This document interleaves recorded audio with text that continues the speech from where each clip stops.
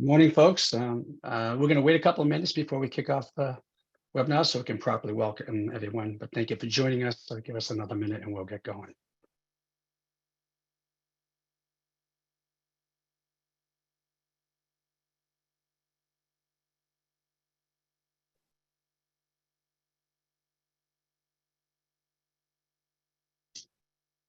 Okay, we have a good amount of people, well over 120 it looks like, and growing, who have joined us. So we're going to get the webinar started.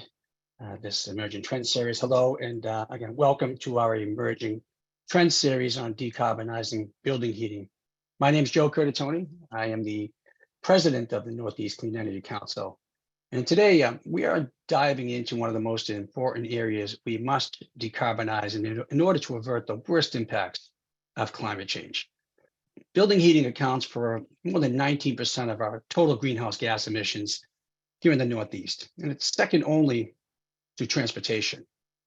However, heating is projected to have a much longer adoption curve than achieving clean electricity generation, or even just shifting to clean transportation, because of the enormous number of existing structures that must be retrofitted. I mean, we are talking about tens of millions of privately owned homes and buildings, and that's just in our region here in the Northeast. And we're still in the very, very early phases of that work. But what we're going to discuss today is, how do we tackle the biggest pieces of our building sector? How do we decarbonize large buildings, campus installations, and just whole neighborhoods in our communities? The big projects pose special challenges and opportunities. And if we can do this work effectively, we can strip away large batches of carbon emissions. As you're going to see in here today, we have multiple options for how we can do this. Our goal at the Northeast Clean Energy Council, or NECEC, is to get all hands on deck working on this task. I would like to also emphasize just the importance of equity and leading deliberately and intentionally with equity as we decarbonize building heating. Ultimately, the new systems that get installed will be more efficient and more cost-effective than our legacy fossil fuel systems. And I assume everyone watching this webinar is well aware of the high price of heating fuel this winter, whether it be gas or oil. And we have governors in our region talking about giving out tens of millions of dollars in tax rebates to help people struggling to pay winter heating bills. Now, we cannot, in our work, our collective work, have those who have the least trapped in a system where they are the people who are paying the most for something as essential as heat. We need to have energy equity. So we're going to be talking today about things like district heating. There's a district heating project underway in a lower income neighborhood here in Framingham, Massachusetts, that our panelists will be discussing, that hopefully becomes a model that gets copied throughout the Northeast, the rest of the United States, and up to our partners in Eastern Canada. Infrastructure scale heating needs to be on the table. And that infrastructure needs to be targeted at those who don't own property or have the funds to install a ground source heat pump. This is a problem that's not going to be fixed solely with market-based solutions. And we really need to be vividly aware of who will be left out of the market-based heating conversions, and proactive in making sure that they also get the benefit of cleaner, more efficient heating and cooling systems. So let's get ready, because we have a lot of smart people who are going to share their perspectives and experience and expertise with us today about these issues. And I have the pleasure now, first I want to thank our panelists for joining us, but it's my honor and pleasure to hand over this webinar to NECEC's Vice President for Innovation and Partnerships, Mr. Alistair Pym, who will be our moderator for today's discussion. Alistair. Thank you, Joe. Good morning, and thanks to everyone for joining us today. I'm really excited to moderate this panel. We got a great panel of experts that I'm going to introduce shortly. But I also want to say that at the end, we will leave time for questions from the audience. So please think up your questions, and I'm going to be looking in the Q&A box, not in the chat. So please put your questions in the Q&A, and then I'm going to have my colleague, Natalie Hilt-Treat, who is our Senior Manager for Policy, be screening those and reading them out later on. So please look out for that. So Joe set the scene, but on top of that, I think what I see out here for building heating is that net zero 2050 goals have been set around the region, and plans now are being published of kind of how we're going to get there. We know where we're headed and what we need to do in order to avert catastrophe, but we don't know exactly how we'll get there. So it's a time of rich opportunity to try out multiple approaches and let them prove themselves in the market and show which one should be scaled up. So NECEC takes a technology agnostic approach and also covers the region. So in this webinar today, I want to look at all the options available to us across the region, not just in Massachusetts, and drill into the pros and cons, and at the same time, consider the other factors that are important: affordability, equity, policy, finance, safety, innovation, partnerships, and more. So who better to help us understand all that than the panel we've got with us today? We have Mike Backus, who is the Executive Vice President at Ameresco. Dr. David Dvorak, who comes to us from the New England Combined Heat and Power Technical Assistance Partnership and is based up at University of Maine. Jackie Bliss, who is the Chief Customer Officer of Vicinity. Michael Kolodner, who's the Global Renewable Energy and US Power Industry Practice Leader at Marsh McLennan, who will tell us all about risk and finance. Zeyneb Magavi, who's the Co-Executive Director of HEET, who will tell us about network geothermal. And Michael Walsh, who's the founding partner of Groundwork Data. And I'm going to ask Michael Walsh to kick us off with a sort of context setting based on all the work he's done. As I said, he's the founding partner of Groundwork Data, which is a new think tank offering advisory support to cities and states as they prepare for the infrastructure and regulatory needs associated with this energy transition. He was a lead author and manager of the Carbon-Free Boston Study, Massachusetts Decarbonization Roadmap, and the Boston Climate Progress Report. So, Michael, over to you. Thank you. Thanks, Alistair. As Alistair mentioned, I've been involved in several decarbonization planning exercises across the Northeast, spanning the building, city, state, and region scales. I recently supported Northeastern and the Boston Foundation on the Boston Climate Progress Report. We released the report back in November, and just last week, we also released some supplemental chapters on tackling Boston's 70,000 small buildings and improving energy planning across the city, themes that tie into what we'll be discussing today, and we'll drop links to those in the chat in a moment. These experiences have led myself and several colleagues to launch Groundwork Data to help accelerate the energy transition at these scales. Our team is working with NGOs, states, and cities. Our thesis is that we, as a community of decision makers and practitioners, are currently struggling with complexity, risk, and uncertainty as we ramp up our efforts. Over the past 5 years, as our regional net zero goals have solidified, we've been swimming in report after report, and you can see some of them there focused on the building sector, pathway upon pathway, and you can see some of them on the right, and terabytes of grid simulations, all while trying to ramp up many proposed decarbonization strategies. I hope our conversation today enables a shifting of our mindsets from theoretical forecast to application at the ground level in the commercial building sector. How do we use what we've learned over the past several years to take action under deep uncertainty, risk, and complexity? At Groundwork, we found the best way to navigate this is by starting from first principles, by clearly defining our outcomes and what actions we need to take to achieve them. Next slide, please. First, we need to have clearly defined outcomes that we are pursuing.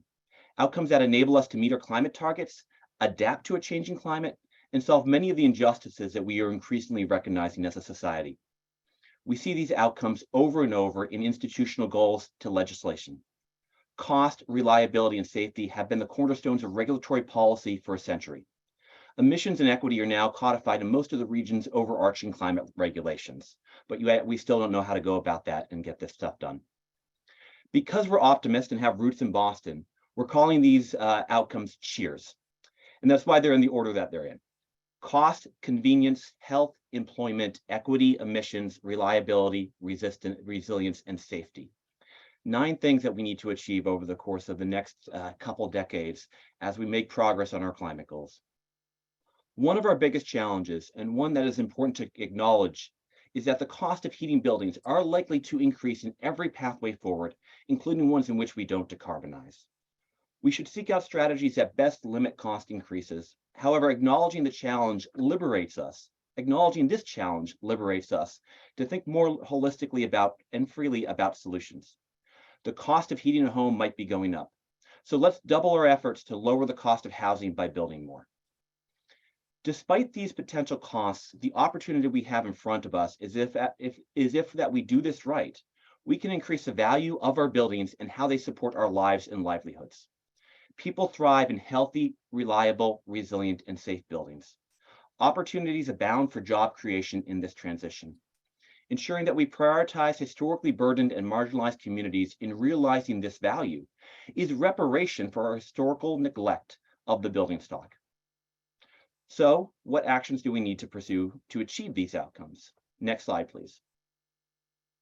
What we see over and over again in both studies across the region and at national and global scales, several common strategies play specific roles in achieving net zero emissions and driving forward the 8 other outcomes. They're called different things in many of those reports, but today I've outlined them into these 7 discrete net zero actions: renewable electricity, efficiency, electrification, integration, alternative fuels, limiting our use of fossil fuels, and carbon dioxide removal. It's these 7 strategies that allow us not only to reduce emissions incrementally, but together they allow us to achieve and build net zero emissions energy systems, which is what we're focused on today, particularly in the building sector. It is important to understand that these actions are complementary. Solar and wind do not compete against each other. They complement each other.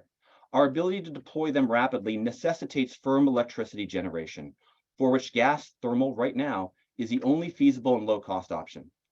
Keeping efficient fossil generators online at this moment is a low-risk strategy for managing the uncertain future surrounding the technologies that could replace them.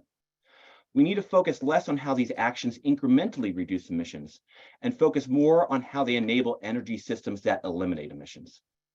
In the building sector, these actions take on specific roles. Please advance to the animation. Renewable electricity coupled with electrification unlocks the potential to use ambient heat.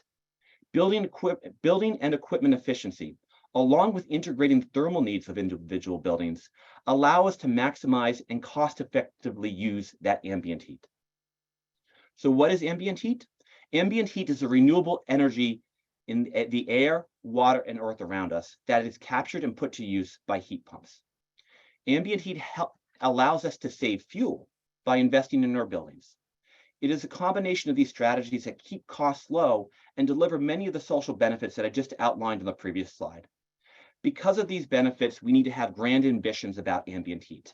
Before we talk about hydrogen hubs, we should be talking about ambient heat hubs to build the supply chains and the workforce for deploying heat pumps for the air and the ground across the region. While acknowledging the current workforce challenges, imagine the transformative benefits of spending less on burning imported fossil fuels and spending more on creating value in our homes and in our workspaces. Ambient heat does have its limits. While we have the technology to access it at colder temperatures, it requires larger systems and more work. Such approaches may be challenging for some commercial buildings in the colder areas. And the colder it gets, the more energy we need to mine ambient heat.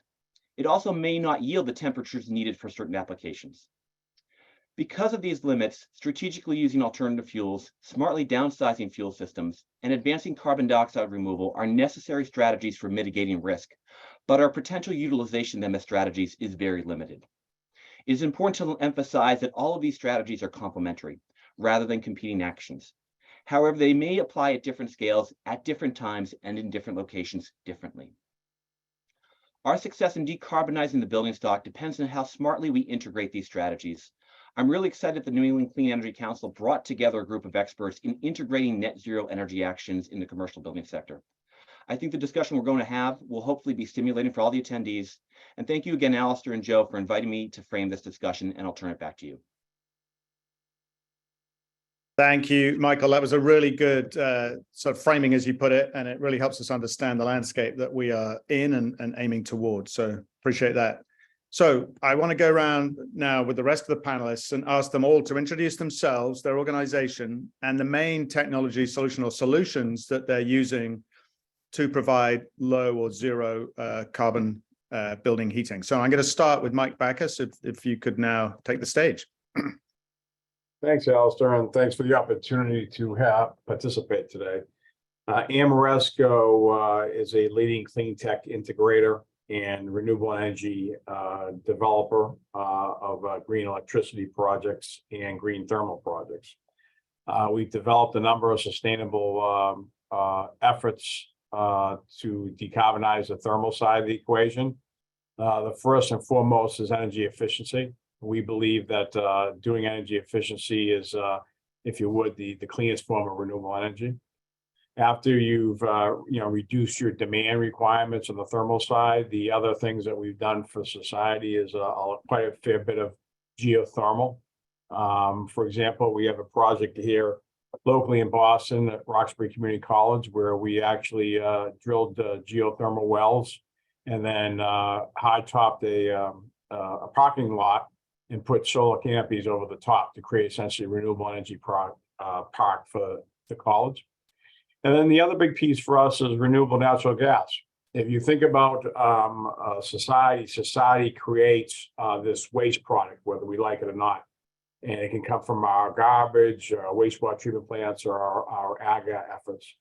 And that methane is in the market today. It's in the environment. And instead of wasting it, we look at it as opportunity. We capture it, we reprocess it into a usable form of energy, and then we inject it into the existing pipeline network and can deliver it for folks to use in the form of transportation fuel, heating their homes, or using as a cooktop fuel source. And those are the primary things we've done on the thermal side. That's great, Mike. I'm going to come back later and drill into those solutions a bit more later, but let's go around the table first. So next up is Jackie Bliss from Vicinity. Good morning, everyone. Thank you so much, Alistair. It's a pleasure to be with all of you today. I so appreciate the invitation to discuss a topic that is very near and dear to my heart. As Joe and Alistair and my fellow panelists have already stated, decarbonizing our thermal energy load, especially in urban communities, is one of the toughest nuts that we need to crack in order to achieve net zero. And it's really encouraging to have so many bright minds here on this panel today, and then also all of you folks listening in, thinking about how we can not only introduce new technologies, but also how we can utilize existing technologies and apply them in new and unique ways. So as Alistair said, my name is Jackie Bliss. I am the Chief Customer Officer at Vicinity Energy. I am responsible not only for expanding our footprint, but more importantly, for supporting our existing customer base, especially as we all navigate through this next major energy transition. So for those of you who are not familiar with Vicinity, we play a really important role in Boston's energy ecosystem, but there are lots of folks who don't realize that they have this clean, safe, and reliable asset, this district energy steam system right under all of our feet in the city streets. And it's, as I said, it's a huge asset, especially in our collective fight against climate change. So Vicinity, we own and operate the largest district energy system here in the Commonwealth, serving the majority of buildings that you see in the Boston and Cambridge city skylines, over 70 million square feet, and that's the equivalent of 60 Prudential towers. So it's quite a big reach. And if you're not familiar with Vicinity Energy, you might also not be too familiar with what district energy is. And essentially, district energy they exist in many cities around the globe, many cities here in the US, and they're an efficient and reliable way to deliver and distribute energy in densely populated areas like cities or campuses. So Vicinity here in Boston, we own a number of facilities, the largest of which is our Kendall Station facility in Cambridge, right on the Charles, and we have two others in Boston. And within these plants, we centrally generate thermal energy, which we transport through a vast network of underground pipes to buildings in downtown Boston and Cambridge in the form of steam. We serve many, many mission critical customers, the majority of hospitals and medical facilities, biotechs, campuses, commercial office space. And folks use it for a lot of reasons, of course, for heating, but also for cooling and other uses like operating room sterilization, humidification for museums, life science research, et cetera. So if you don't know we exist, we're under the feet, under all of your feet as you walk around Boston and Cambridge. Next slide, please. So there are many advantages to district energy. Not only are we able to serve some unique needs of our customers in addition to heating, but we also eliminate the need for buildings to have and maintain their own on-site heating equipment or mechanical rooms. But probably the biggest advantage of district energy is that it's incredibly flexible. We have, as almost all district energy systems, have a unique history of adapting to new fuels and new technologies, which puts us in a position to be able to address the challenge of decarbonizing thermal loads in the urban cities that urban communities that we serve. So this slide shows how our system has evolved over the decades. District energy emerged in the 20th century because building owners were tired of dealing with dirty coal in their buildings. And to get the coal out of their buildings and out of their basements, they transitioned to a centralized way of generating heat. We started with coal, we transitioned to oil and natural gas, and most recently to cogeneration, which my fellow panelist, David Dvorak, is going to speak about in just a few moments, and to biogenic fuels. And the beauty of district energy is that we can make the investments in new, cleaner technologies and fuel sources in our central plant, and that impacts every single building that is connected to our system. So that really hard building stock, those old buildings with aging infrastructure, need to do nothing other than connect to the district energy system to take advantage of a lower carbon option, and can spend their money on energy efficiency, as Mike has spoke about in a moment. Just taking those limited capital dollars and putting towards energy efficiency and building envelope rather than new infrastructure. Next slide. So in the fall of 2020, we announced our commitment to achieving net zero, and have made a lot of progress towards achieving that goal thus far. And when it comes to technology, we have, in 2020, we've firmed up our three-pronged approach to how we will completely eliminate fossil fuels from our operations. And again, that will eliminate the carbon footprint of every customer that is, every building that is connected to our system. We have a white paper on the topic that goes into a lot more detail on our website, but essentially in a nutshell, we're going to use a mix of some new technologies and a mix of some existing technologies. So we'll use electric boilers. Very excitingly, we are going to install what we think is likely going to be the largest industrial scale heat pump in the nation. And then also introducing some cutting edge thermal energy storage at our sites, existing facilities today, leveraging that footprint. And essentially electrifying our operations, leveraging that heat pump, and decarbonizing our footprint. So in April, we launched our brand new offering, eSteam, which is the first commercially available 100% carbon-free renewable thermal energy product, the first in the country. And in September, we purchased our very first electric boiler and expect it to be operational within the next 24 months. And we have recently signed up our very first eSteam contracts with IQHQ in the Fenway area. So lots of really exciting progress this year. But on the heels of all of this is, and our priority for this quarter is the procurement of our heat pump. It'll be a high pressure, high temperature, complex, super efficient, leveraging the energy from the Charles River, along with the other infrastructure that we have in place today in Cambridge, and available serving customers in 2025. So mere months away. So everyone at Vicinity is really amped about the progress we've made. We're really excited not only about the procurement of our electric boiler, but also about the progress we're making towards our heat pump complex.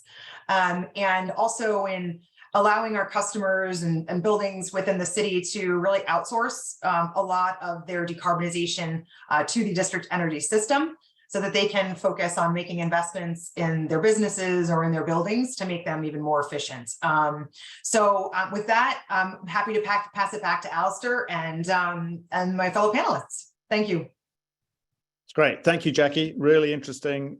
So we'll dig into some of that later, and also into some of your other projects around the country, right? Sure. Next up, David Dvorak, Dr. David Dvorak from the CHP TAP up in Maine. David. Right. David, before you go, could I just let folks know we've got a lot of questions. We will be sharing the slides, and the recording of this will be posted on our website. So rest easy. Thanks. Go, Okay. David. Okay. Thank you, Alistair. My name is David Dvorak. I'm a mechanical engineering technology professor at the University of Maine. Prior to that, I worked at GE Aircraft Engines, working on marine and industrial control systems, including CHP systems. So I've got a long history of working with power generation using a variety of different fuels. The New England Combined Heat and Power Technical Assistance Partnership is one of 10 such partnerships nationally with the intent of doing outreach and engagement, raising an awareness of combined heat and power, or cogeneration, as Jackie has already referred to. We share information, and we can also do screening for individual sites that might be interested in seeing if CHP is feasible for their site. CHP is not a match for every site, as we'll talk about later. But what I want to start with is talking about how CHP works and what is the fundamental principle. Also on this slide, what you can see is our website, which can lead to a variety of resources. Next slide, please. So traditionally, electricity is generated at remote sites, and traditional electricity generation involves combustion of fuels, and about 33% of that fuel energy is converted to electricity. The remaining 2/3 is lost as heat. However, if we move the electricity generation on site to the location of an end user, then what we can do is actually utilize some or most of the energy, the otherwise lost thermal energy, to meet their thermal energy needs. So in this slide, what you can see is fuel coming into an engine or a turbine, and there's different types of ways to generate electricity. The waste heat then goes to a heat recovery unit, which can then utilize relatively high temperature heat, either as hot water at 180 degrees Fahrenheit or at steam, which nominally is at 125 pounds of pressure and about 350 degrees to meet local heating loads. And so if you consider the electric power, that would be about 33% efficient. But if you consider that all of the useful energy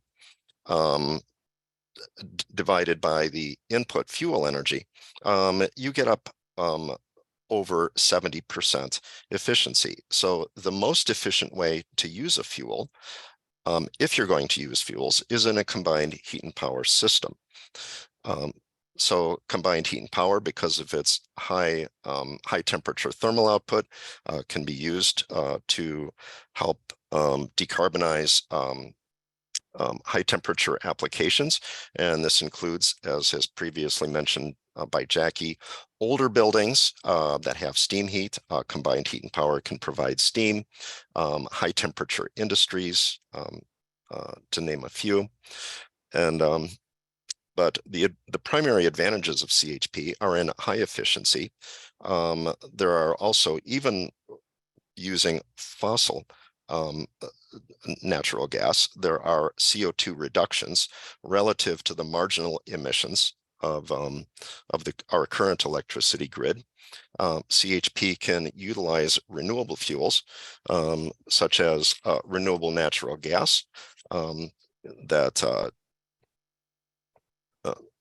that's already been mentioned by Michael Walsh. Also coming online is our systems increasingly capable of working on hydrogen.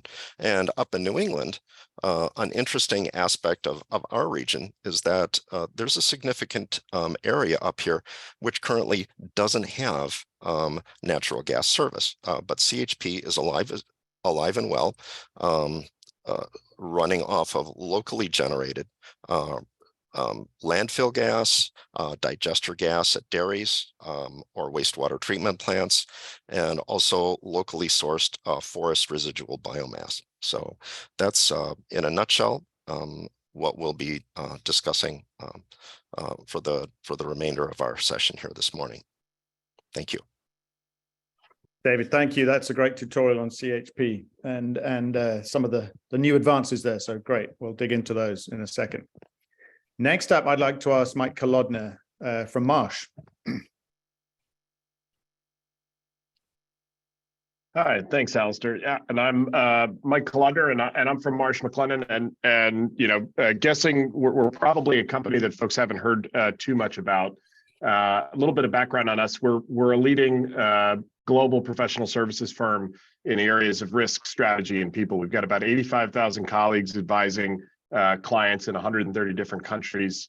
And we really work hard to help corporate and public sector leaders navigate an increasingly dynamic environment through 4 different businesses: Marsh, Guy Carpenter, Mercer, and Oliver Wyman. Marsh essentially provides risk identification, analysis, advisory, insurance, intermediary services to organizations looking to do that. Guy Carpenter does a very similar function for insurance companies themselves. Mercer is a leading provider of health and benefits support, and Oliver Wyman is our primary consulting organization. But as an example of kind of where Marsh McLennan fits into all of this and in the discussion, you know, I can share a couple of different examples of some recent work that we've done. One, which you may have seen if you're following the World Economic Forum, is the launch of our annual Global Risks Report, which draws on the views of about 1,200 different global risk experts, policymakers, industry leaders, and is really kind of the definitive guide to the clear and present dangers in the short term and the escalating risk we're looking at over the decade. So the very things we're trying to solve, if you will. And one of the interesting things coming out of that most recent edition is that as we look at it, whether it's a 2-year or 10-year kind of look forward, certainly, you know, the preponderance of social and environmental risks as an overall concern for leaders around the world is elevated and dominates, in fact, the areas that most folks are concerned with a particular emphasis on the social issues. And you know, Joe's comment early on around the importance of equity in this overall transition, I think really, you know, hits home, especially for those of us in the Northeast in the middle of winter, dealing with some of the challenges associated with material increase in cost of electricity, increased volatility associated with the fuels that we rely on to heat our homes and drive our cars. So as we look at the energy transition, you know, that's really where Marsh McLennan finds itself is at the intersection of these very dynamic and evolving risks, but also from a more practical standpoint, very much at the very front edge on basic technology. And one of the other big issues that we're facing, and you know, I think this is probably where we spend most of our time day to day with clients, is the introduction of new technologies designed to help us progress through the transition and the risks that those new technologies bring, as well as, frankly, new applications for existing and proven technologies. And both of those present unique challenges, particularly when it comes to financing those types of projects. How we pay for this transition is critically important. And you know, Joe's comment around social equity and the importance of making conscious decisions and thinking through it is really, really critical here. And I think that's a big area where we spend the bulk of our time, is really helping our clients appreciate through the application of formal risk management practices and principles, how we can identify those unique risks, think through both you know, how we analyze them and really come to appreciate them, but then consider the different ways that we can address managing or mitigating them to achieve our expected outcome. And I'll give you another practical example of that. We have seen tremendous increase in the cost of electricity prices regionally and also around the world. We're not the only region struggling with this as a result of a number of different factors. Electrification is absolutely a critical pathway forward. However, the stress that electrification puts on existing infrastructure, the investments required to enhance and strengthen and improve the resiliency of our distribution and transmission networks, in addition to the technologies we look to employ, that is also a major challenge. And in fact, probably the number one area that's getting the least amount of attention and is going to also conversely require the single largest contribution of investment capitals is the transmission and distribution networks. The ability to upgrade that equipment, make it resilient, make it function. That's a huge challenge for us as we go forward. So that's who Marsh McLennan is. That's the kind of things that we're working on.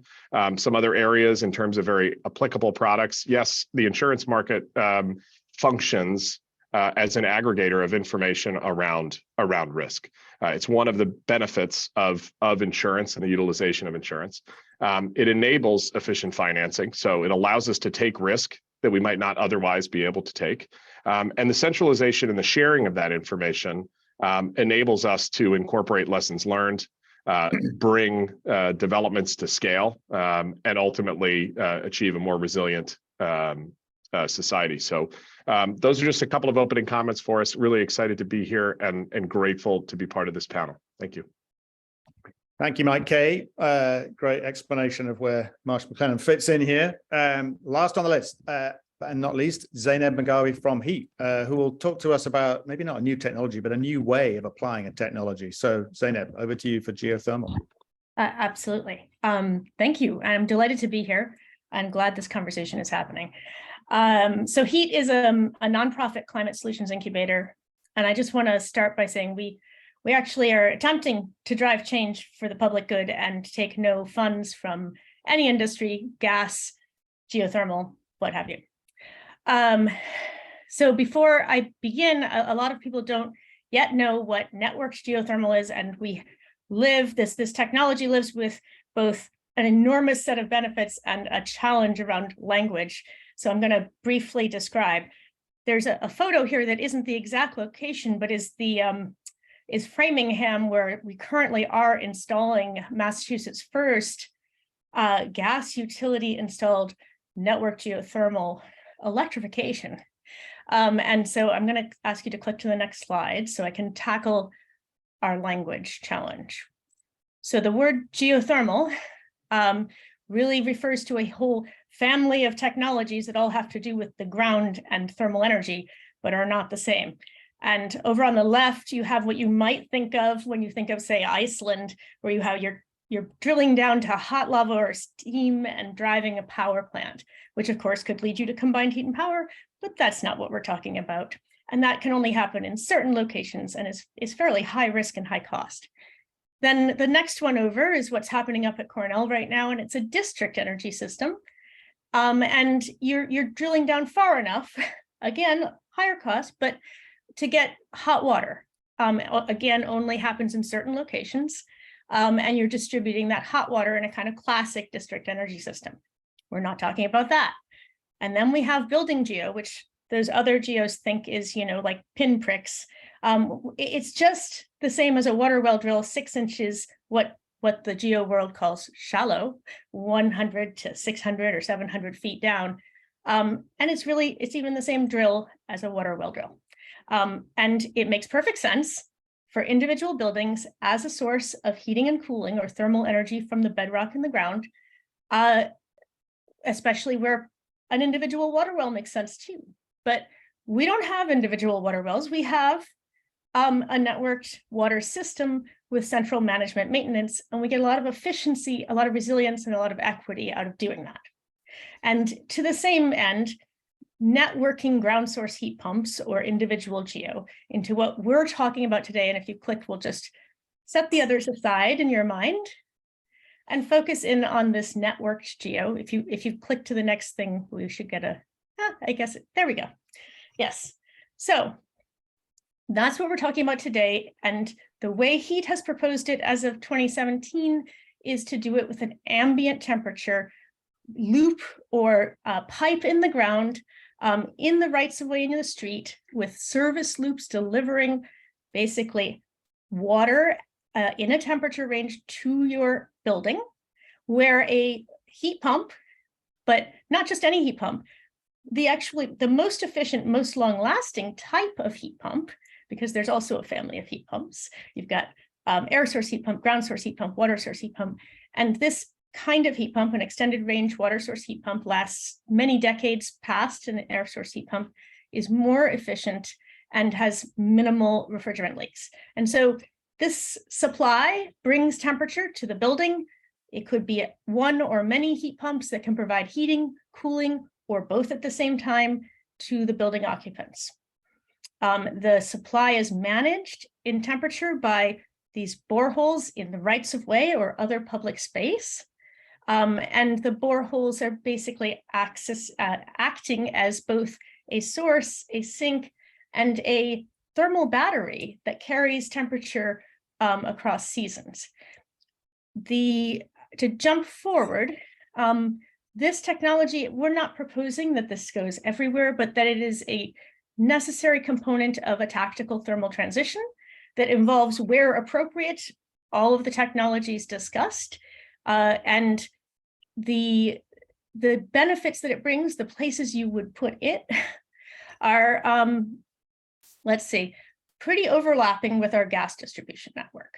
So first of all, the workforce to build it are the same folks with some of the same certifications already. And that has led to some amazing alliances, like in New York, the pipe fitters helped lead the thermal network bill that has directed all gas utilities to build some in New York. And the pipe fitters have come out nationally in support of electrification by thermal networks. Equity has been discussed, and I know we're going to get into it more, but this allows the utility of a utility to provide affordable access to human necessity and to get these efficiencies, and further avoid the trap of a utility death spiral that leaves the most vulnerable holding the bill for the whole infrastructure as we transition. We don't want that to happen. Efficiency, and I have two more, and then efficiency, there's like a triple whammy with efficiency. We have the most efficient heat pump that I mentioned, with a temperature delivered that keeps that heat pump happy and most efficient. We have energy sharing between buildings, which in some case studies in Europe is 30 to 40% gain, just canceling energy between buildings when you have mixed use settings. And then there's the waste thermal recapture option, because if you build a thermal network, what you have essentially done at a certain scale is you have built a thermal market, at which point all of the tremendous amount of waste thermal and other thermal in our environment that we have been blind to. Mike mentioned that thermal energy is a renewable energy. Yes, it's the renewable energy we have totally ignored. And it's all around us, and it's free. And we can, by building a thermal network, finally take a hard look at it to address the huge challenge of building decarbonization, heating and cooling. So that's, I could keep going, but affordability and safety are the last two. Affordability, there are three separate economic projections that the cost per month for a customer will be lower than the cost of gas, and of course, less volatile, not dependent on any activities in Europe or Russia. And the safety is a simple one. It doesn't explode. So the last point that Mike Kolodner just discussed around risk, particularly with the electric grid, if you use the most efficient technology as often as you can in the electrification, you address the enormous gap between the peak and the trough on the electric grid annually, which addresses what's called the load factor, and basically makes it faster to get to net zero and lower cost on the electric side as well. So these two systems have to be thought of in an integrated way, which I think someone mentioned earlier as well. Thanks so much. I hope that's enough of an explanation to start us off. That's fantastic, Zeynep. Thanks for really going into a lot of the factors which Michael Walsh suggested we should think about.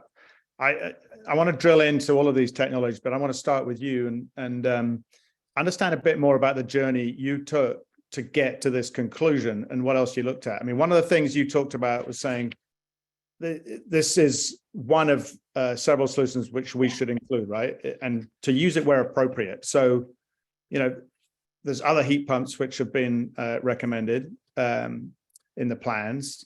So tell us about your journey and tell us about, you know, why network geothermal and, you know, where is it appropriate? So how far can that scale? Yeah. So this started as an attempt to solve every key stakeholder need in the transition off fossil fuels for building heating.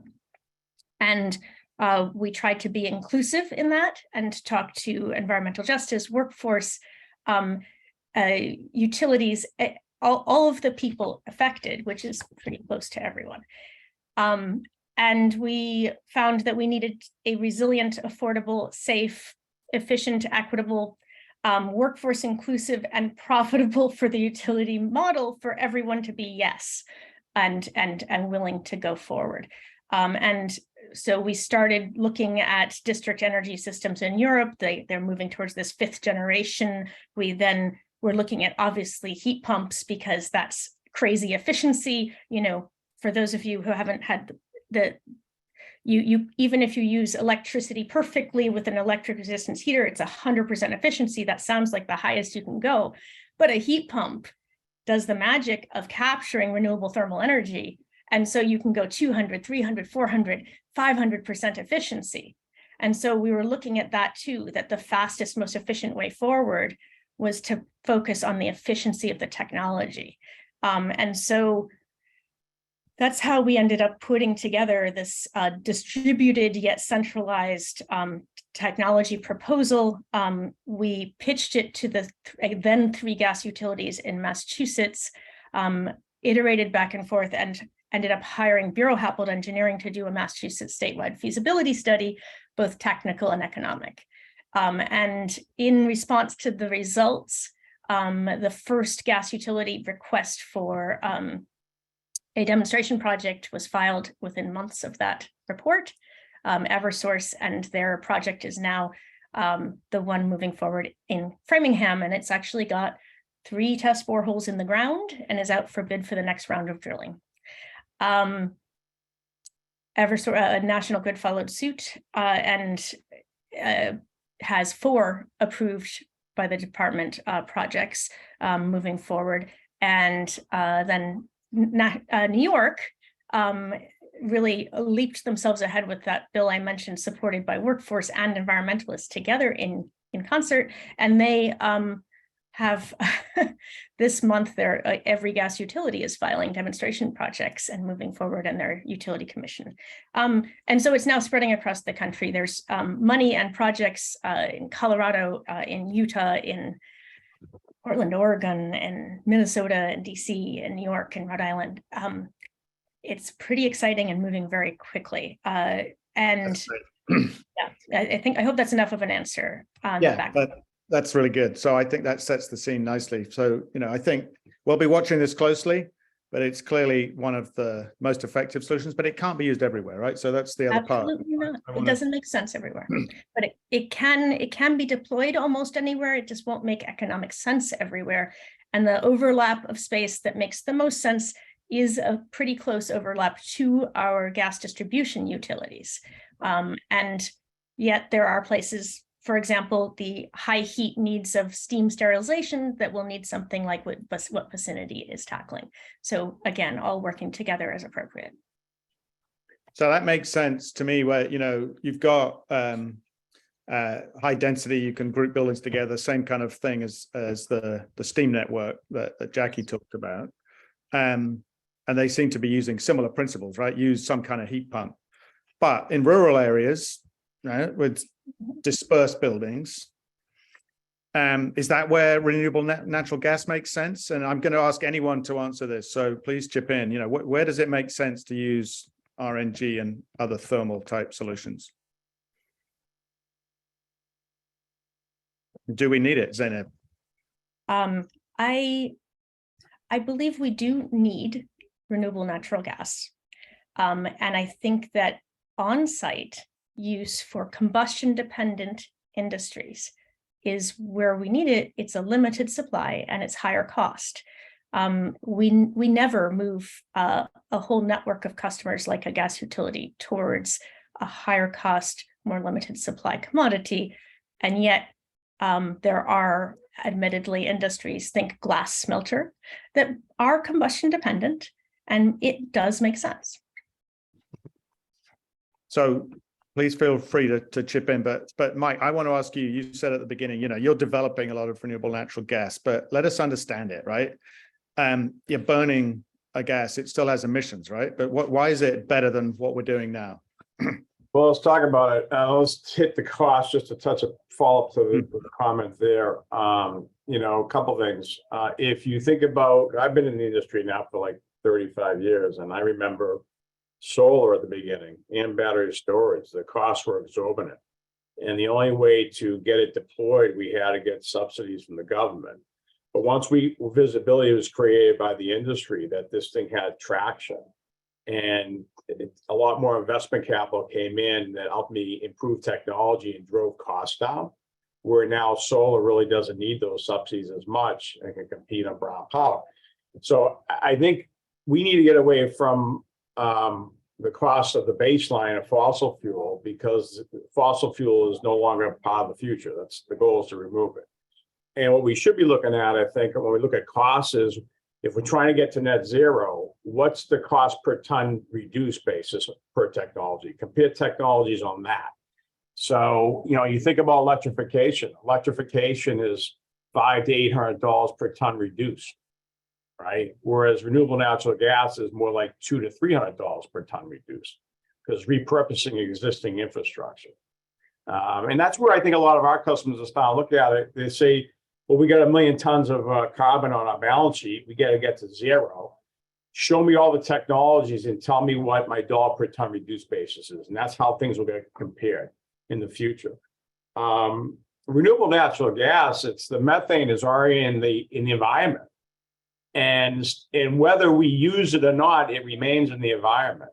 So instead of letting it go to waste, what we try to do is process it so that it can be repurposed for different forms of energy use.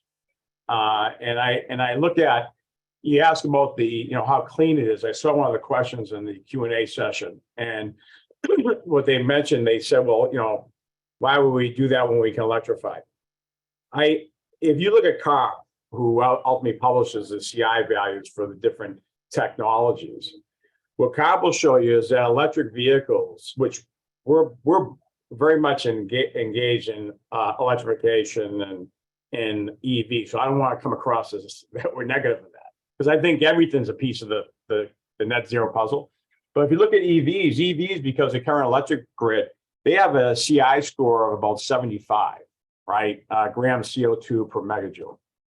Biogas is anywhere between, well, in some cases negative if it's agricultural, but in the case of landfills, 23 to 40. Probably less than half the carbon footprint of EV vehicles. Just because an electric vehicle doesn't have a tailpipe doesn't mean it doesn't have emissions. You have to go upstream and look at what's supplying that electricity and how green it really is. And in reality is, in most of the ISOs, more than 60% of our grid still remains non-renewable. And so I look, to answer that question, you go back to something CARB has already calculated, right? And they calculate their CI score from the wellhead to the burner tip. So it captures everything in the supply chain, and RNG is still less than half that of an electric vehicle fuel. So you mentioned CARB, that's the California Air Resource Board? Yes, yeah, right. Yeah, got it. Yeah, just I apologize. California, I mean, let's face it, California has always been on the forefront of this net zero effort, and even the Commonwealth and most of the states typically follow them as they move forward in their process. And if you look at their plan, RNG is predominantly used quite a bit right through 2050. It's a piece of the net zero puzzle. And I do fully agree there's a limited supply. That's the reality. It's not the panacea. It's not going to solve all our problems. But the biggest mistake I'm finding with a lot of folks is that they're trying to take some things off the table for getting to net zero. Everything should be on the table. Michael, I think you mentioned it. Everything should be on the table. It interacts. I think RNG will play a small piece of it. I think electrification, geothermal, I think green hydrogen will in some regards. And we cannot take, society can't take technology solutions off the table because I think we need everything to hit the goals that we've set. So one perspective you have, I'm going to ask you one last question before going around the table is, you're involved in this this project in the UK in Bristol, where you've got a long-term contract to help them get to net zero, right? So you're looking at this complete mix of buildings, lots of other things to help the city bring their emissions down. So you're juggling with all of these solutions in a big environment, right? So what's that taught you about the choices you've got? And is it the same over here, or do they have different choices there? I'll tell you, thanks for the softball, Alistair, because I'm excited about this project. It's the first of its type in the world. No one's done it. Our UK team was selected under a 20-year concession to take an entire city to carbon neutral by 2030. And it's going to require over £1 billion of investment. Exciting project, and it's everything. It's efficiency, reduce the demand for energy across the board. Remember about Ameresco, we're technology agnostic. We're not a manufacturing product, so we just ultimately apply the best technical solutions for the application. So we'll be going into all the spaces for not just the public facilities, but a lot of the private C&I, healthcare, universities, et cetera, and implementing energy efficiency, wind, solar, geothermal, RNG, and many other technical solutions to help these folks take the entire city to net zero. And I actually think this is a great process that will get replicated across the world, because the reality is a lot of municipalities don't have the technical depth, they don't have the resources or the people resources to do something like this. And they're going to rely on someone that's an expert in the field and is agnostic, has no hidden agenda other than to get them to carbon net zero. Excellent. Alistair, can I chime in with a comment on RNG, just for the sake of creating a lively panel here? I'm actually going to take contrarian position to both Mike and even Zeynep here. If anything, RNG might be the last option that we want to consider going forward. Part of it, what has to do with it is sort of the cost. We do want to kind of keep our options open, but it's a strategy that we can sort of punt on right now for the foreseeable future. We have these great resources available to us. Bioenergy, bio waste that are out there, food waste, manure, agricultural residues, all sorts of different things. These are valuable resources that are there that we can use to solve many different problems in our sort of goals to get down to zero greenhouse gas emissions by 2050. Taking these processes and turning them into all sorts of renewable fuels is sort of the strategy that we want to have on the table here. And that is, that takes care of a lot of the sort of the upstream methane issues that was mentioned a little while ago. But it also gives us a chance to really dig into and create the fuels that we need for harder to decarbonize sectors. Now, the challenge here is that gas has been so cheap and so reliable for so long, right? And it's that cost differential between fossil gas as it stands right now and renewable natural gas that I think is a big challenge here that needs to be bridged. With shifting to RNG, you're shifting to a dependence on waste and agriculture rather than sort of this sort of rich fossil fuel that's in the ground.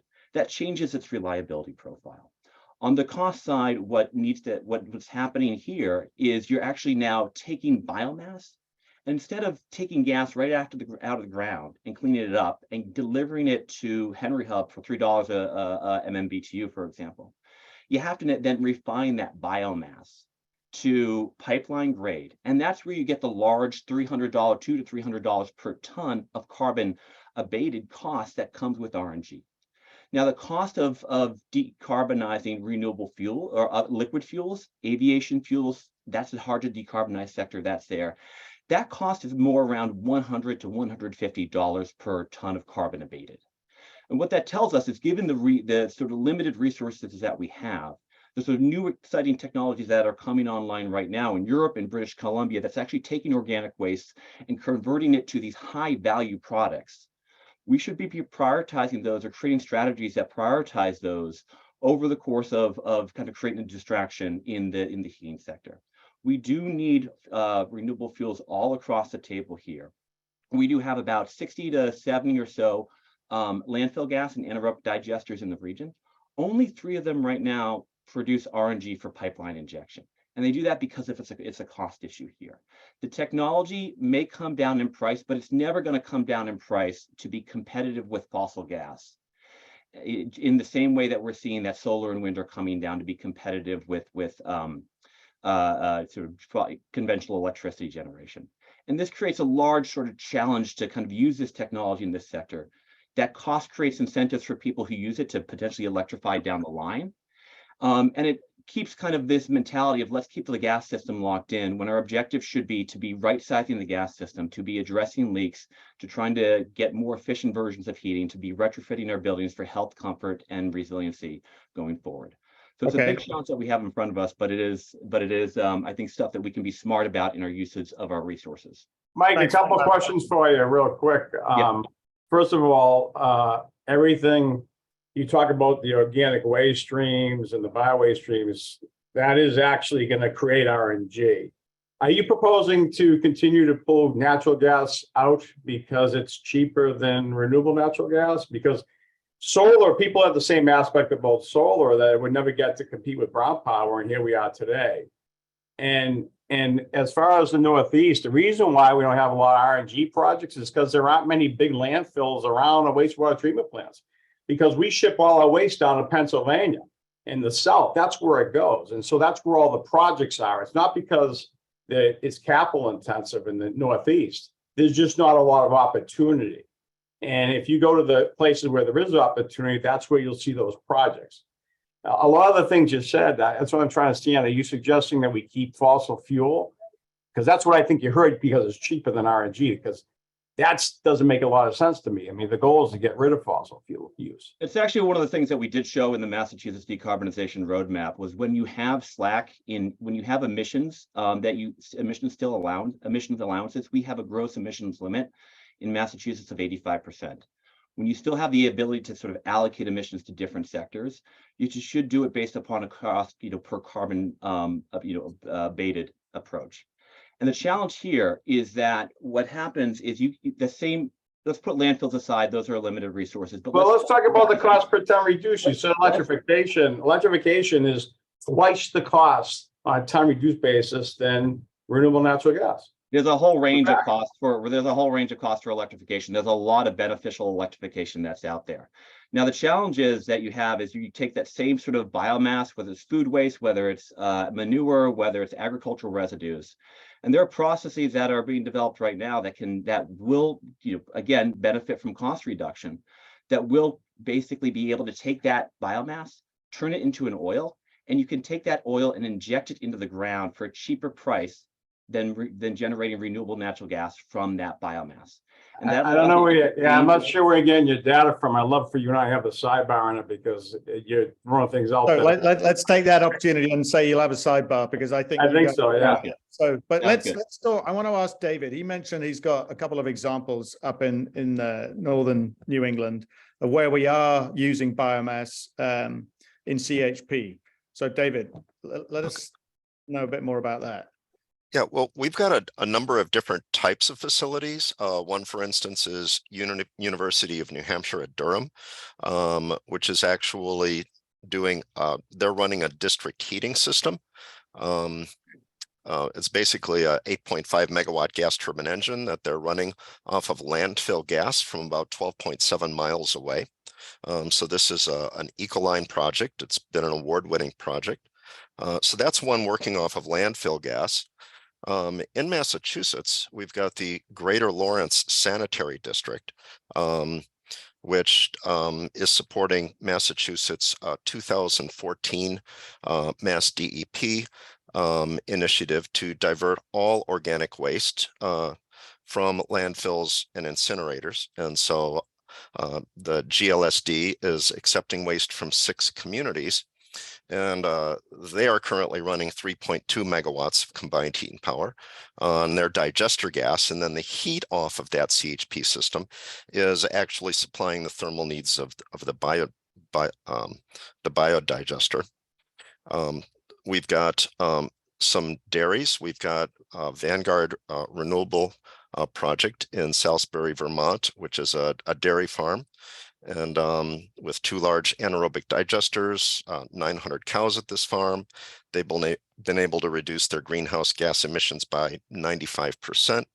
And then Summit Gas up here in Maine is also putting in a digester, and so they're working with local farms in central Maine, and they are actually intending on doing pipeline RNG, and they also have a CHP system that produces local electricity and also provides heat for their biodigester. And another thing that we have in northern New England is forest residuals, and these are unmarketable pieces of wood that is typically left after harvesting of forest products that would otherwise end up in a landfill.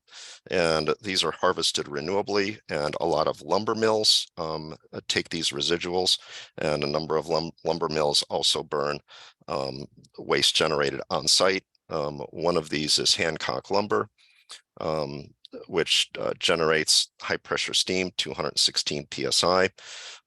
They process 42 tons of sawdust a day and generate 300 kilowatts of electricity. And so there's a number of different types of renewable fuels that are used. So those are some examples. Thank you for sharing, David. I think we should be monitoring those to see how they progress, how they perform, and compare, and using different metrics like Mike suggested. I want to go to Jackie now. You know, you talked about the Cambridge plant where you're going to use electric boilers, big electric heat pumps, and thermal storage. But that's one of the many district energy plants that you run. You're starting there, but is it just situational that you can use that solution there, or can you use it in other places where you've got district energy networks? Yeah, that's a great question. So it's a little bit of both, to be honest. So our blueprint here in Boston and Cambridge, which is that 3-pronged strategy that we talked about, we have every intention of taking that on the road and replicating that exact same thing down in Philadelphia, where we have our plant, which is also co-located right on the Schuylkill River. So many of the technologies that we were looking at, we are going to leverage in other districts. We also have a plant that's co-located with Water River and Kansas City. So we have these opportunities to use these large heat pumps in many of our districts. That said, there's uniqueness to each one as well, right? So we're looking at we're constantly looking at other types of technologies and for further ways to innovate. So either bringing pieces or this entire blueprint to each one of our districts. But our technical team is looking at increasing our biogenic fuel into our mix. We have thought in some ways about RNG, but cost is most certainly something that is always on the mind. We are keeping a keen eye on the development of hydrogen. So depending upon the unique aspects of each one of our different districts and where they're located and the types of infrastructure and other resources we have around it, it might look a little different, but that blueprint is going to lifted and shifted to Philadelphia right on the heels. So it's pretty exciting. That one of the things I'll just mention, which is kind of tangentially related to your question though, is, and we've been talking a lot about cost. And that is a huge consideration for I think all of us, and in particular at Vicinity, because what we're hearing from our customers, from property owners, developers, is that they're trying to solve for a lot of different things at once, right? They're trying to solve for how do we achieve energy reliability in a climate uncertain future? How do we maintain cost competitive and keep our costs as low as we can so that the business can continue as a going concern? And then lastly but not least, but it's also, how do we do our part for the community? How do we achieve our mutual decarbonization targets? And regulations like BERDO or BUDO, the Building Energy Reporting and Disclosure Ordinance in Boston, or BUDO in Cambridge and others elsewhere. And how do we start to meet the demands of these, of the new regulatory environment? So there's a lot for buildings to try to manage right now. And so I would agree wholeheartedly with these panelists that we need to bring all of these technologies to bear, but we have to figure out a way to manage both greens. Like, how do we manage the green and make it affordable so there's adoption, because we don't have time to waste. We've got to move. And so, my last comment is really about, is related to Vicinity and our entire roadmap, this blueprint that we are using here in Boston and Cambridge, taken on the road to Philadelphia and our other districts, has that top of mind. So how can we use our co-location with electric substations and electric infrastructure to get access to transmission level electricity so that we can provide electrified steam to our customers at a fraction of the cost of what it would be to electrify an individual building and pay those electric rates, which are exorbitant right now. We talked about it. How can we leverage thermal energy storage to value surf, to buy power from offshore wind when it blows the hardest, when it's the cheapest, at night when people aren't using it, store it as thermal energy and use it when the buildings wake up in the morning. And then how can we, leverage the fact that like these district systems, so getting back to Zeyneb and the network geothermal, like how can we, make these investments centrally so that buildings and properties and can actually can use their capital dollars or limited capital dollars on other things like building envelope, energy efficiency. So, that's the critical component of what we are trying to do at Vicinity, is to manage both of those greens at the same time. Thank you, Jackie. I think that's a good segue to Michael K. We've talked about lots of different technologies, solutions, and financing. And finance is always about assessing risk, and that helps decide the cost of capital. So, Michael, you've studied all these technologies. You're constantly doing that, looking at emerging ones. What's your take? How do you view the landscape? What do you see is going to be the least cost of capital solution? Yeah, I think the thing I always ask when I talk about this question with clients is, what is their time horizon? Who are we talking about picking up the cost of this? One of the great things about the Inflation Reduction Act and the regulatory certainty we now have for some of the incentives to fuel a lot of investment. One of the great things about it is we're getting all that investment, and there's lots of folks coming to the table. There's lots of economic opportunity for those that can develop the solutions that we're looking for. Their time horizons, their vision for what they're looking to accomplish, as much as we want to achieve the expected the targeted outcome, that reduction overall in our carbon footprint, they've got different timelines and different objectives too. And we all do. We're all human. I think we all kind of have different goals and objectives that compete with what we're looking for. And what do I mean by that? We're seeing right now, for example, a lot of the development activity for new technology privately funded, looking for returns over relatively shorter time horizons than ultimately the time horizon associated with what we as a community are ultimately looking for. And those are in conflict. So what that tends to do is, drive some of the capital that's coming into places where, we can get those returns in the short run. And it may be less attractive technologies that ultimately don't move us as far forward on our overall journey. We're also seeing, some that are coming in and saying, look, the constraints within the lending system itself don't actually account for the appropriate time horizon. And while, I think there's we too, I think, to Mike's comment, we too are technology agnostic here at Marsh. I mean, we work really, really hard to help our clients through the transition, whatever their pathways are to get there. One of the areas we're seeing an enormous amount of private capital for the first time coming in a long time is in the nuclear technology space. And that's an area where, we would have said previously, and all of our licensing and regulatory requirements are all set up to treat these as 40-year assets.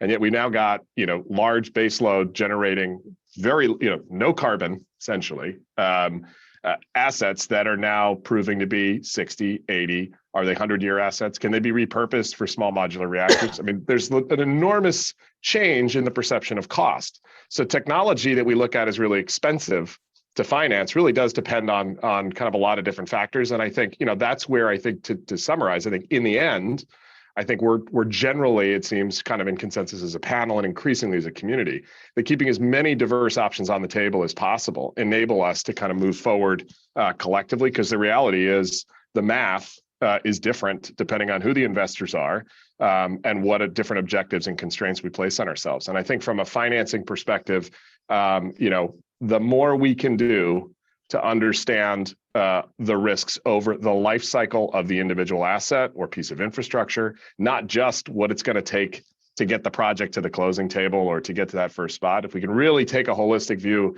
over cost of risk over the asset life cycle, that's when we definitely achieve the lowest overall cost of financing and enable the technologies that we really need to come out. So.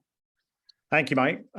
As I said at the beginning, we're going to offer some time for questions from the audience. So I've got Natalie, who's been reviewing those questions, and I think she's got a good one to start with. So Natalie, please read out the question.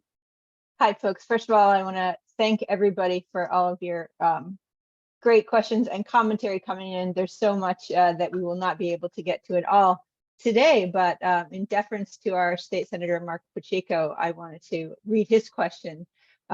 The EU, UN, and the Biden administration have signaled goals to reduce methane emissions by 30%, and many farms in the EU are moving forward with advanced technology in their new AD techs coming online. I'm very interested in this technology. Comments on the 30% reduction. This is a little bit tangential, but I wanted to see if any of our esteemed panelists would be able to chime in on that, on methane emissions. I think the Senator's touching upon stuff that has been going on for a while, and we're seeing quite a bit of it in the States, where there's a tremendous benefit to both the farming community and to the environment to capture a lot of this waste and repurpose it using AD technology to create RNG or some other renewable fuel for cogeneration, as David mentioned. And the UK, I always found Europe was a little bit farther ahead than us to begin with anyways. I mean, I mentioned our project in the UK will be the first of its type in the world. We're going to take an entire city carbon neutral by 2030. And I think you'll see, especially with what's going on with the Ukraine and the cost spikes of fuel for them over there, they're getting to that conclusion a lot quicker than we are sheer necessity. I'll add that I'm very excited about the potential technologies that we're seeing coming online. There are ways now of using anaerobic digestion to create higher value, longer chain hydrocarbons that we can use in some of our hard to decarbonize sectors. And I think as we really start to understand and grapple the RNG, what's really interesting in the space is the amount of monitoring that we're going to be seeing over the course of the next decade, in terms of tracking where these emissions are coming from and engineering solutions for how to better manage and control them. And what this information is likely going to tell us is that we need to sort of right size our sort of methane use going forward, shrink it down by prioritizing electrification of our buildings, reduce, substituting gas with solar, wind, other technologies that are out there. And that's the way that we're going to be able to control methane emissions going forward. What's going to be interesting, Natalie, is I think about it as we electrify more, which is definitely a big piece of the net zero puzzle. Your demand for electric generation goes up, and I think if you look at the stats, the demand increase is going to outstrip renewable energy supply. And it'll be interesting to see if we find that as we electrify more, we'll need more fossil fuel generation. I like what Mike said, because I happen to think long-term, we should be really focusing on supporting the nuclear industry. I think nuke has got to be a piece of the puzzle as well. So it's gonna be interesting as time moves on, we electrify more, if we actually see the grid green more or actually get dirtier.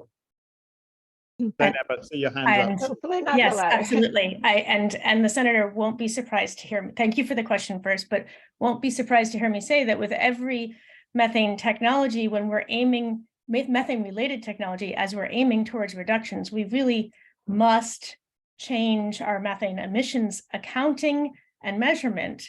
And there's the potential for leakage with every new methane associated technology in agriculture. And we're currently estimating our methane emissions and using a non-physically real factor to project them. And then we have real numbers that are directly measuring that are multiple times the number of our estimates. And so I think that responsibility around the measurement and the accounting of methane is necessary before we consider a shift in technology. I think you have to think about, though, that it's, if you don't capture that waste, if you just purpose it across the fields, you have 100% leakage. Yes. And I think And what so- the Senate is probably looking at is, hey, maybe better to capture it into an AD project. And even if we have 1-2% leakage in the pipes, it's better than leaving it out into the environment at 100%. Yep. Yep. And we can use it for high Absolutely. value uses like aviation fuels, electricity generation, and not have to put it in the pipes. Well, Right, Mike, it's funny to say that the Biden administration's EPA just announced that they're looking at driving the E-rate market. And that's, I think Biden realizing I want to electrify everything, but I need more green electricity. So instead of sending methane from RNG to the pipes, he's trying to incentivize through his EPA to send that methane to generate green electricity. And I think we're going to see a big shift in the market as this rule gets promulgated by the EPA over the next 5 months and goes live in June or July. I think it's January 21, 2024 that it actually goes commercial. And I think you'll see a lot more of biogas going to the electric generation market because of that. Can we put this in perspective? Because I've read some reports either in California, Minnesota, that like biogas, renewable natural gas, it's like 2 to 3% of the problem, right? So is that about your take on it? So it really is like, it's part of the solution, but it's a very small part, right? Well, I think the studies that at least we've seen that line up is that if you were able to fully develop the RNG space in the States, it's about the same supply as what the residential sector for the country uses in consumption. So it doesn't, again, it's not the panacea, it won't supply the whole market, but it does actually supply a pretty material piece of the space. I mean, the residential sector makes up a fair bit of consumption. Okay, Natalie, time for 1 or 2 more questions before we wrap up.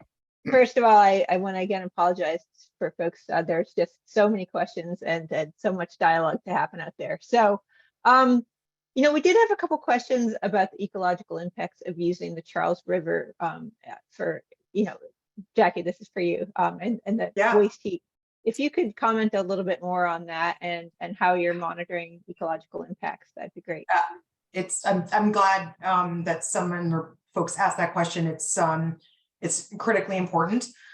So our heat pump, so historically, we don't anymore, but historically, the Charles had been used as a heat sink for Kendall Station, and it's not anymore. It's many years past, but where we would leverage the Charles to discard of waste heat.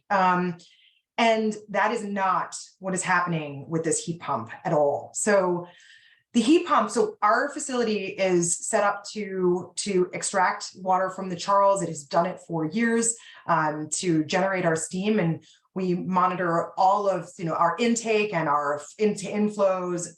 And I'm not an engineer, I will say that outright, but to minimize or eliminate any harm to the fish from our intake. The heat pump complex is going to leverage Charles River water.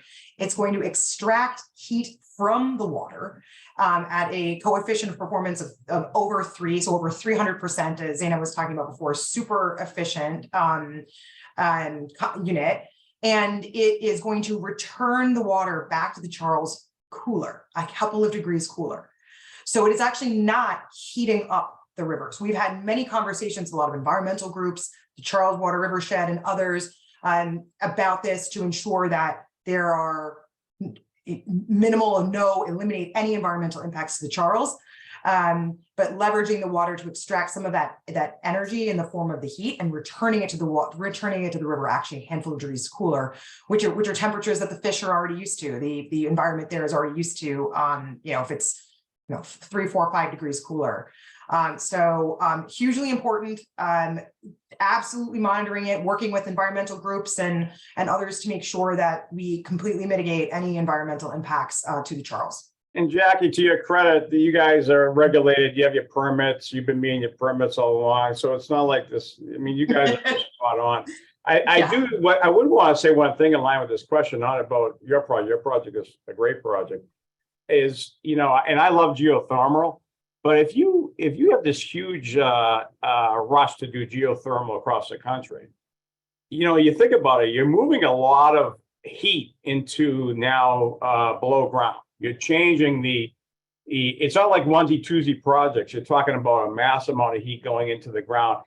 I always wonder if it's going to have any impact to the ecological system. I have no clue. I mean, we like it. I enjoy it, and I am a big fan of geothermal. So it's not a slight on geothermal, but it begs the question: Are you taking one problem and making it another? I don't know. Yeah, a good question to leave us with. I'm going to take preference here, Zeynep, because we got 3 minutes left, and I would like to first of all thank Natalie for screening a couple of questions for us, but thank the audience for all the questions they have. And sorry, apologize that we couldn't get to them all. But as Natalie said, we'll be sharing slides, sharing the recording. We'll be saving the questions and looking at those and seeing how we can answer them in the future.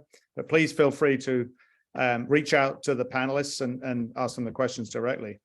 I want to, before I wrap it up, I just want to ask each of the panelists to use one word to describe how they're going to look at the future and getting to net zero 2050. So we've heard a lot about lots of different solutions. We need lots. There's electrification at the heart of it, but obviously not everything. So let's go around the table, starting with Mike. One word. You said one word, so I'll use it. To me, it's innovation. Excellent. Thank you. Jackie?